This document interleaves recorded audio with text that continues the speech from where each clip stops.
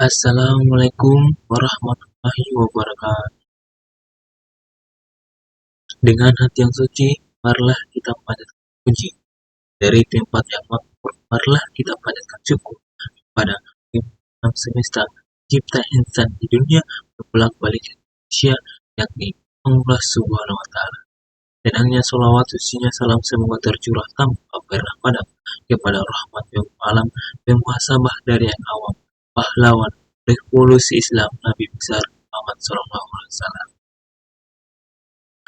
Baik, perkenalkan nama saya Muhtalib, NIM 24660026. Saya akan mempresentasikan materi tentang pendahuluan, yaitu biologi struktur.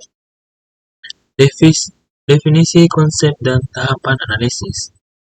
Apa itu biologi struktur? Definisi umum, ilmu yang mempelajari bentuk arsitektur, gerak bumi, serta gejala geologi yang menyebabkan deformasi pada batuan.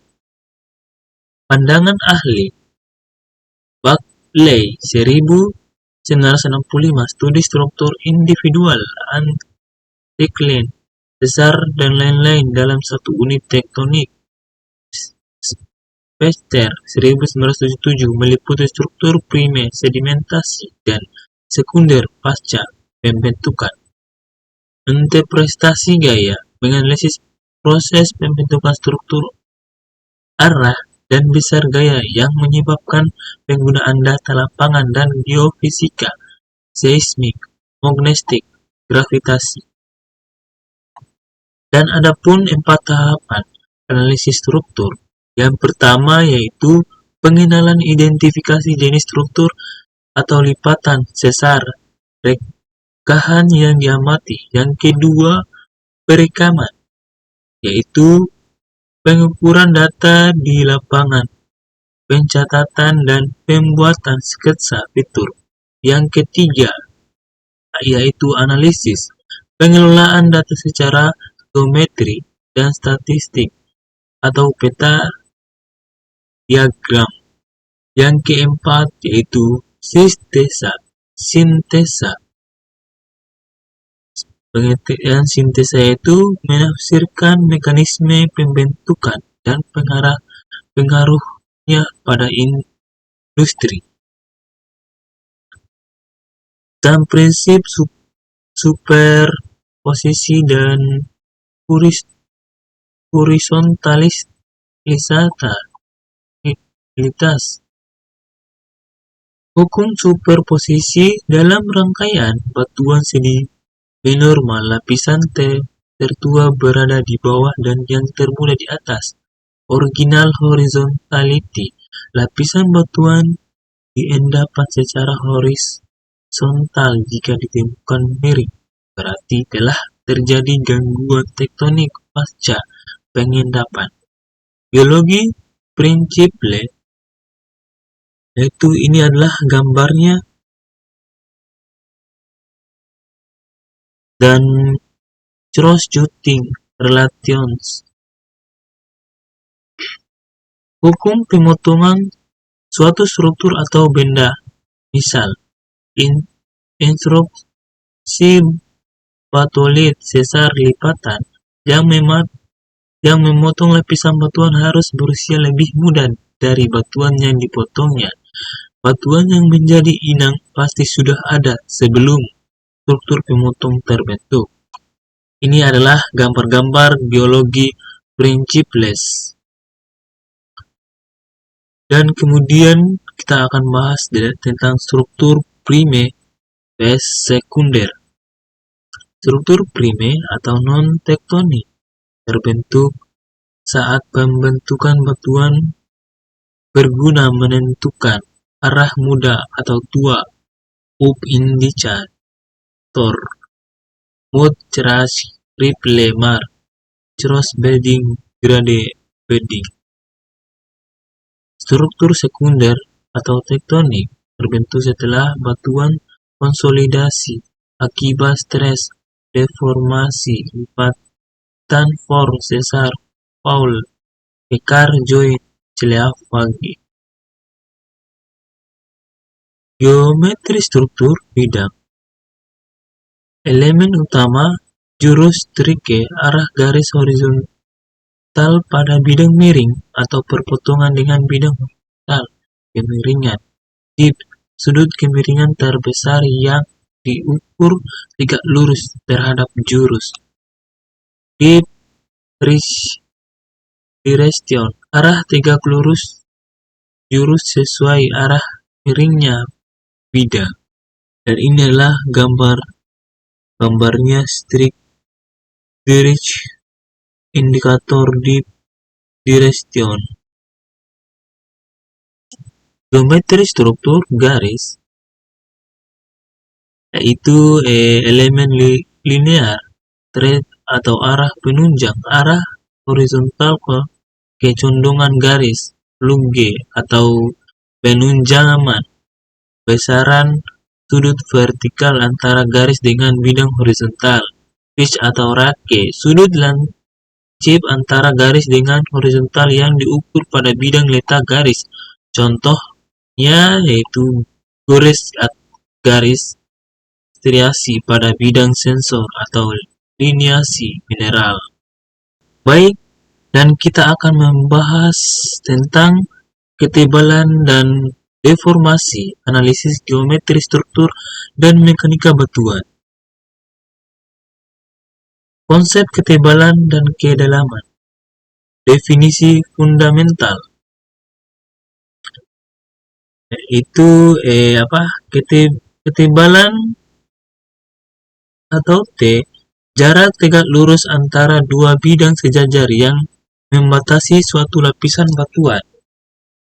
Kedalamannya itu D, jarak vertikal dari ketinggian tertentu atau datum ke arah bawah menuju suatu titik atau bidang. Pemahaman geometri ini sangat krusial dalam estimasi cadangan mineral dan interpretasi penampangan geologi bawah permukaan. Metode pengukuran langsung. Inilah metode-metodenya, pengukuran gambarannya. Pengukuran di lapangan dilakukan jika kondisi singkapan memungkinkan akses langsung ke batas atas dan bawah lapisan. Lapisan horizontal diukur pada tebing vertikal secara langsung, sedangkan lapisan vertikal diukur pada topografi yang datar.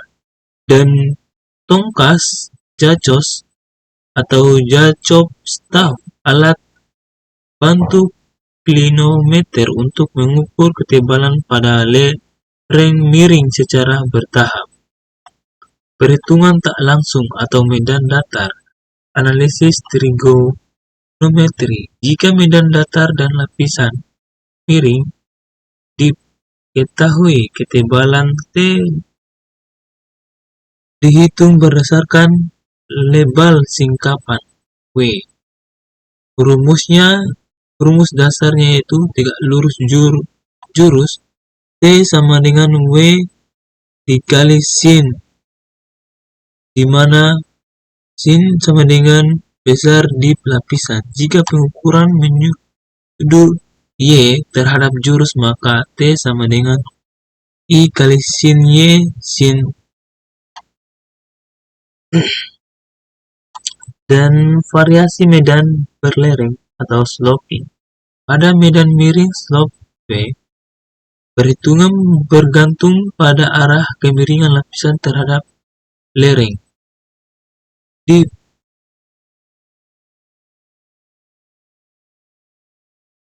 besar slope searah lereng T sama dengan W sin. Dip lebih besar slope searah lereng T sama dengan W sin. Berlawanan, dip lawan slope T sama dengan W sin S tambah I. Metode grafi nomogram. Palmer dan Martier diagram digunakan untuk menentukan ketebalan tanpa perhitungan manual yang rumit. Diagram Palmer digunakan untuk medan datar, menghubungkan latar singkapan dan sudut dip. Diagram Mertier lebih kompleks, mencakup parameter azimut, lintas, slope, dan dip. Seperti ini gambarnya, simulasi plot nomogram. Contoh kasus lebar 500 meter, dip 70%, ketebalan 470 meter, plot pada skala garis lurus. Estimasi kedalaman lapisan D sama dengan S tan. Rumus dasar medan datar. Analisis vertikal kedalaman D dihitung dari titik pengamatan ke lapisan di bawahnya. Kondisi berlereng searah, slope D sama dengan S coso tan sinus berlawanan D cos sinus. Deformasi batuan, stres dan strain.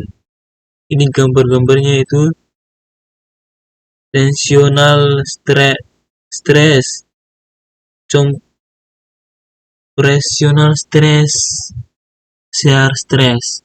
Konsep tekanan dan respon, stres atau tegangan gaya eksternal persatuan luas yang bekerja pada batuan.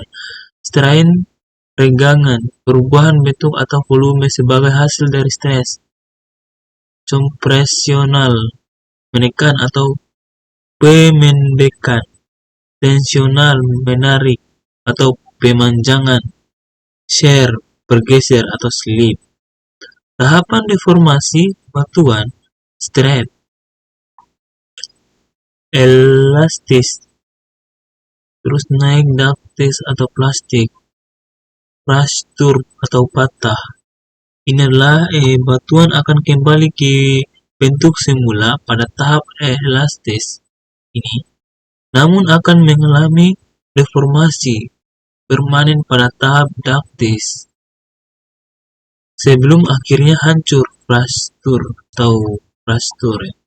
Faktor pengontrolan deformasi, temperatur, suhu tinggi meningkatkan sifat ductile atau plastis, sementara suhu rendah membuat batuan rapuh atau brittle. Tekanan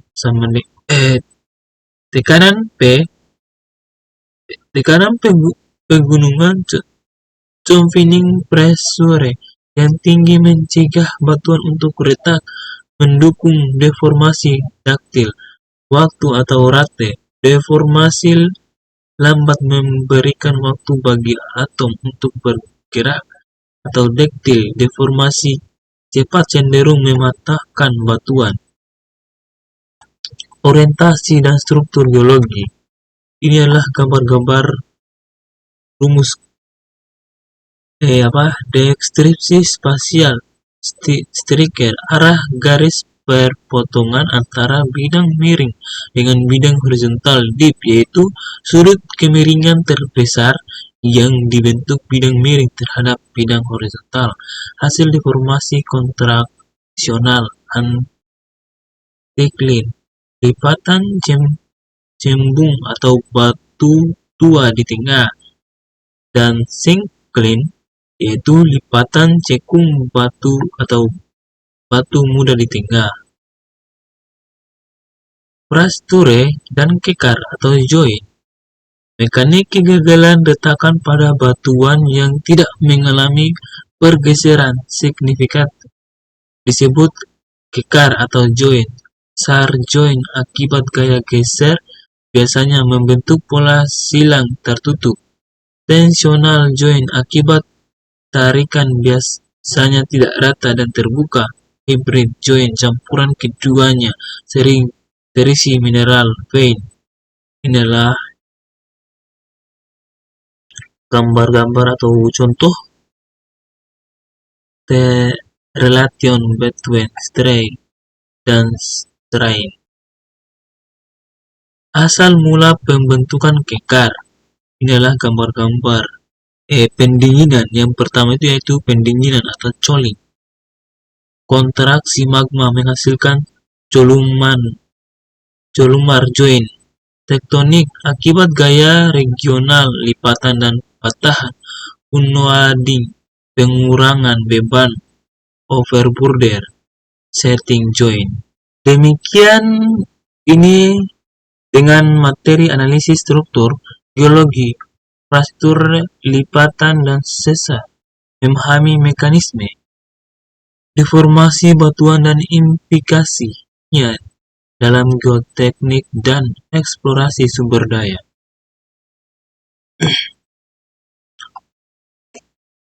Dasar deformasi Brittle.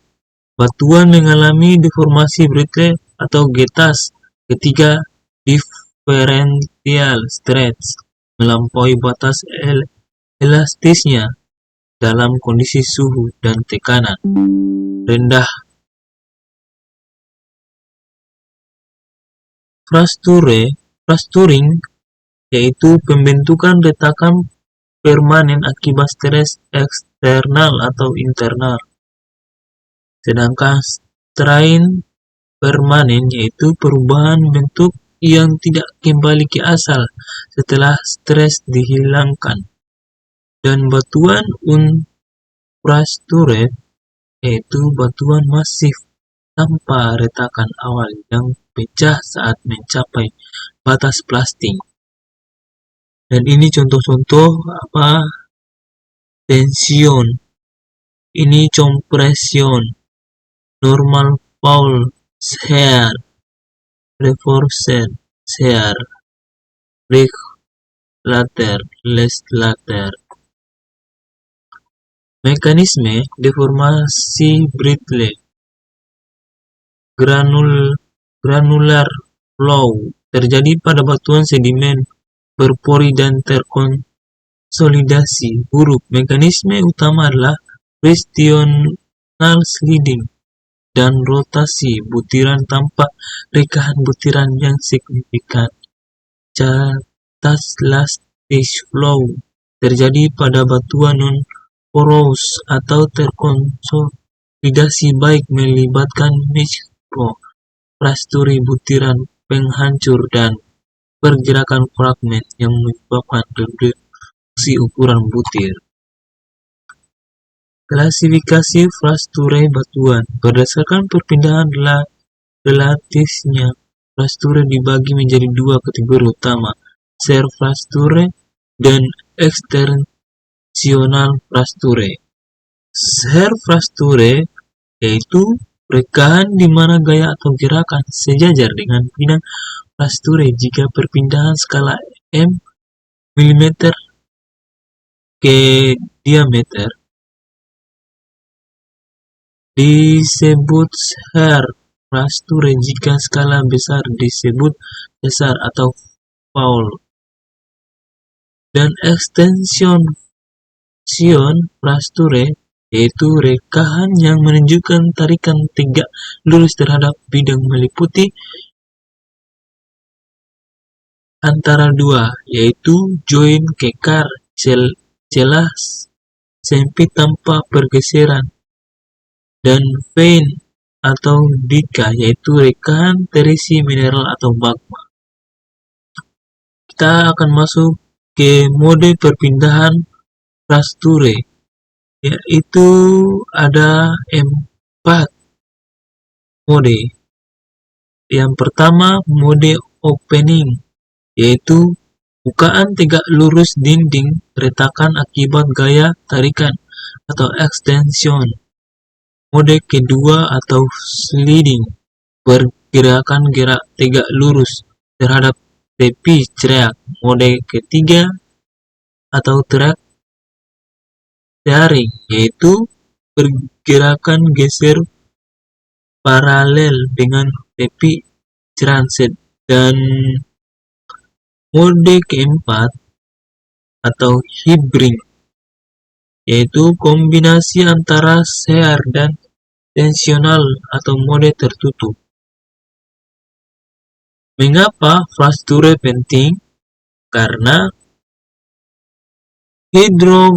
hidrogeologi yaitu menjadi media utama pengaliran air tanah dan hidrokarban, dan Teknik sipil yaitu mempengaruhi stabilitas lereng, terowongan, dan bendungan. Eksplorasi mineral yaitu rekahan sering terisi mineral berharga seperti emas atau vein. Sedangkan mekanika batuan yaitu mengurangi kekuatan masif batuan dan stabilitas struktur bawah tanah. Kekar atau join, kekar adalah retakan yang tidak menunjukkan pergeseran yang dapat dilihat secara mikroskopis atau perpindahan diabaikan. Klasifikasi geometris ada dua, yaitu kekar sistematis, yaitu geometri lurus sejajar berulang dan jarak konstan. Yang kedua, kekar non-sistematis, yaitu geometri tidak beraturan, orientasi, dan spasi irregular. Tipe kekar berdasarkan mekanika, shear joint kekar gerus, dan torsion joint kekar tarik. Shear joint membentuk pola saling berpotongan, membentuk sudut lancip dengan arah kaya utama. Sifat bidang biasanya licin dan tertutup, sedangkan tension joint yaitu terbentuk tegak lurus arah tarikan. Bidang umumnya kasar dan terbuka, dapat terisi mineral atau vein. Proses tektonik dan non-tektonik, butiran dan unloading, yaitu tekanan overburden menyebabkan kompresi, pengikisan overburden, atau unloading menyebabkan ekspansi dan retakan lemparan. Head joint, cooling atau pendinginan, kontraksi termahal pada lava yang mendingin membentuk struktur di tiang segi 6 yang dikenal sebagai columnar joint. Fluid pressure, meningkatkan tekanan fluida pori yang melebihi, memicu rekahan hidrolik atau hydrofracture. Lipatan atau folding, deformasi smoke pada lapisan batuan. Anatomi lipatan. Berikut ini adalah gambar-gambar anatomi lipatan. Dan ini penjelasannya. Hinge point yaitu titik maksimum pelengkungan limb atau sayap, sisi-sisi bidang di antara hinge, zone axial plane yaitu bidang yang membagi lipatan secara simetris melalui garis sumbu, dan cereas dan trough, titik tertinggi dan terendah dari lengkungan lipatan. Klasifikasi interlink angle, sudut antara sayap. 180 derajat sampai minus 120 derajat. Gentle, landai, lemah. Ini saja, ini tabel-tabelnya, tabel-tabel klasifikasi interlitas angle. Mungkin ini sudah dimengerti, dan kita masuk ke klasifikasi kedudukan lipatan. Flutie mengklasifikasi lipatan berdasarkan kombinasi kemiringan bidang sumbu dan penunjangan garis sumbu. Oprek foil, bidang sumbu vertikal. Encelet foil, bidang sumbu miring. Recurve foil, bidang sumbu horizontal rebah. Recline foil adalah kondisi khusus di mana penunjaman sumbu searah dengan arah kemiringan bidang sumbunya. Lipatan sejajar dan konstruksi. Parallel form yaitu ketebalan ortogonal, lapisan tetap sama di seluruh bagian lipatan terbentuk melalui mekanisme pleural slip atau pergeseran antar lapisan. Metode busur, Archimedes Rekonstruksi dilakukan dengan menganggap lipatan sebagai busur lingkaran dengan menganggap lipatan sebagai busur lingkaran dengan pusat pada perpotongan sumbu kemiringan. Metode Higgs 1962, interpolasi antara dua kemiringan terukur untuk menentukan pusat lingkaran busur. César-Paul discontinuitan bidang dengan perpindahan nyata. Terminologi dan blok César Paul planning bidang César bidang tempat terjadi pergeseran hanging wall blok batuan yang berada di atas bidang César. Quad wall blok batuan yang berada di bawah bidang César. Slip atau pergeseran yaitu vektor perpindahan sebenarnya pada bidang César. Inilah gambar-gambar jenis-jenis César. Jenis-jenis César itu normal, Paul, reverse, curve Paul, strike, slip Paul, dan ini penjelasannya itu hanging wall bergerak turun relatif terhadap quad wall akibat gaya tarikan atau tensional, dan reverse hanging wall bergerak naik relatif terhadap quad wall akibat gaya tekanan compressional. Strike atau slip fall bergerak mendatar atau horizontal sejajar dengan jurus strike bidang César dextral atau sinistral. Struktur zona César. César bukan sekedar garis tunggal, melainkan sebuah zona kompleks. Paul core bagaimana pusat dengan deformasi paling intas berisi batuan hancur atau gold bridge damage zona, area di sekitar core yang memiliki densitas retakan tinggi wall batuan samping yang relatif utuh namun terpengaruh struktur César, kedalaman dan batuan César. Zona brace dangkal, mekanisme freeze fall, hasil fall brace dan fall grave, batuan hancur tidak padu. Zona Dutch dalam mekanisme identitas lapisan bawah permukaan. César naik atau thrust, yaitu mengakibatkan ditemukan lapisan berulang PAT-setil pada data pengeboran vertikal. César normal mengakibatkan adanya bagian lapisan yang hilang pada korelasi stratigraphy data bor. Tanda-tanda César di permukaan. Overstream, seluruh sungai yang terbentuk secara tiba-tiba umum pada striker slab. Sangat Sagpan, danau kecil yang terbentuk di zona depresi patahan fault strap, gawing César atau tebing curah hasil pergerakan vertikal blok batuan. Baik, mungkin itu saja presentasi saya, dan jika ada salah-salah kata yang terucap atas kekurangan pendapat yang saya sampaikan ini atau presentasi saya minta maaf. Mungkin itu saja dan saya akhiri. Billahi taufiq wal hidayah. Wassalamualaikum warahmatullahi wabarakatuh.